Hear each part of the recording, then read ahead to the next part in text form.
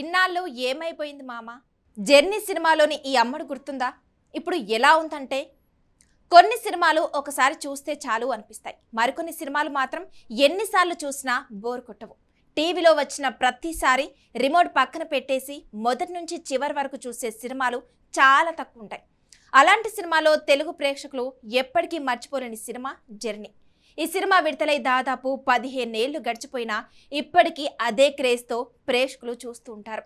ప్రేమ, స్నేహం, కుటుంబ బంధాలు, భావోద్వేగాలు, జీవిత సత్యాలు, ఇలా ప్రతి అంశాన్ని ఎంతో సహజంగా చూపించిన ఈ సినిమా ప్రేక్షకుల మనసులో శాశ్వత స్థానం సంపాదించుకుంది. 2011లో విడుదలైన ఈ చిత్రానికి ఎం శరవణన్ దర్శకత్వం వహించగా ఎస్కే పిక్చర్స్ బ్యానర్ పై సురేష్ కొండేటి తెలుగులో విడుదల చేశారు. తమిళంలో ఎంగేయుం ఎప్పొతుం పేరుతో తెరకెక్కిన ఈ సినిమా తెలుగులో జర్నీగా డబ్బై భారీ విజయాన్ని అందుకుంది.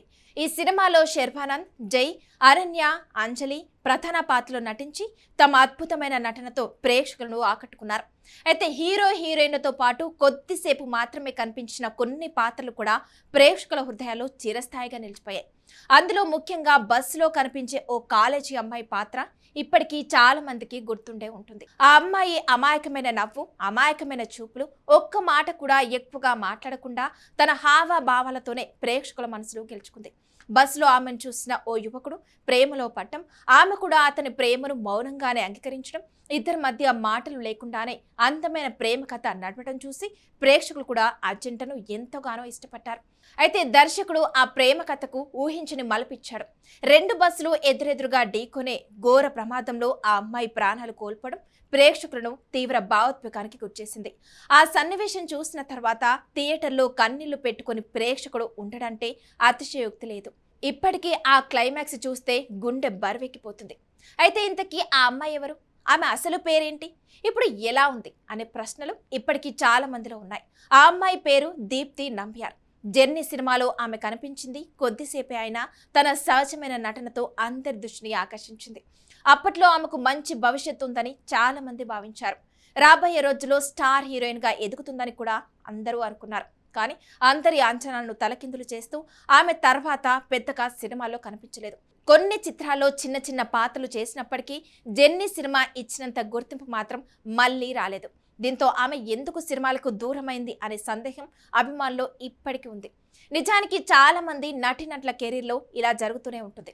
ఒక మంచి సినిమా వచ్చినా సరైన అవకాశాలు రాకపోవడం లేదా వ్యక్తిగత కారణాలతో సినీ పరిశ్రమకు దూరం కావడం సాధారణ విషయమే. దీప్తి నంబియార్ విషయంలో కూడా అలాంటిదే జరిగి ఉండొచ్చని సినీ వర్గాలు భావిస్తున్నాయి. అయితే ఆమె స్వయంగా దీనిపై పెద్దగా ఎప్పుడూ మాట్లాడలేదు. అందుకే ఆమె సినిమాలకు దూరమైన అసలు కారణం ఇప్పటికీ తెలియరాలేదు. ప్రస్తుతం మాత్రం ఆమె లైమ్ లైట్ కు దూరంగా తన వ్యక్తిగత జీవితాన్ని గడుపుతున్నట్లు తెలుస్తుంది. ఇదిలా ఉంటే ఇటీవల దీప్తి నంబియార్ కు సంబంధించిన కొన్ని ఫోటోలు సోషల్ మీడియాలో వైరల్ అవుతున్నాయి. ఆ ఫోటోలు చూసిన నెటిజన్లు ఒక్కసారిగా ఆశ్చర్యపోతున్నారు. అరే, జర్నీలో నటించిన ఆ అమ్మాయి ఇదేనా? ఇప్పటికీ చాలా అందంగా ఉంది, చాలా మారిపోయింది, మళ్ళీ సినిమాలోకి వస్తే బాగుంటుంది అంటూ కామెంట్ చేస్తున్నారు. సోషల్ మీడియాలో ఆమె పెద్దగా యాక్టివ్గా లేకపోయినా అప్పుడప్పుడు బయటకు వచ్చే ఫోటోలు అభిమానులను ఆకట్టుకున్నాయి. అసలు జర్నీ సినిమా ప్రత్యేకత కూడా అదే. ఆ సినిమాలో హీరో హీరోయిన్లు మాత్రమే కాదు, చిన్న చిన్న పాత్రలో కనిపించిన ప్రతి ఒక్కరూ ప్రేక్షకులకు గుర్తుండిపోయారు. ప్రతి పాత్రకు దర్శకుడు ఒక ప్రాధాన్యత ఇచ్చాడు. అందుకే ఈ సినిమా ఇప్పటికీ ఎవర్ గ్రీన్ క్లాసిక్ గా నిలిచిపోయింది. ఒక మంచి కథ, సహజమైన నటన, హృదయాన్ని హత్తుకునే భావోద్వేగాలు ఉంటే సినిమా ఎప్పటికీ ప్రేక్షకుల మధ్యలో నిలిచిపోతుందని జర్నీ మరోసారి నిరూపించింది.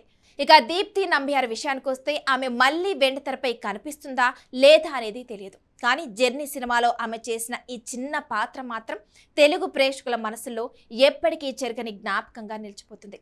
కొన్ని పాత్రలు స్క్రీన్ పై కొద్దిసేపే కనిపించినా జీవితాంతం గుర్తుండిపోతాయి. అలాంటి అరుదైన పాత్రలో దీప్తి నంబియార్ పోషించిన ఆ పాత్ర కూడా ఒకటని చెప్పడంలో ఎలాంటి సందేహం లేదు. మరి మీకు జర్నీ సినిమాలో ఏ సీన్ ఇప్పటికీ గుర్తుంది? బస్సులోని ఆ చిన్న ప్రేమ కథనా, లేక చివరిలో వచ్చే ఎమోషనల్ క్లైమాక్సా? మీ అభిప్రాయాన్ని కామెంట్ రూపంలో తప్పకుండా తెలియజేయండి.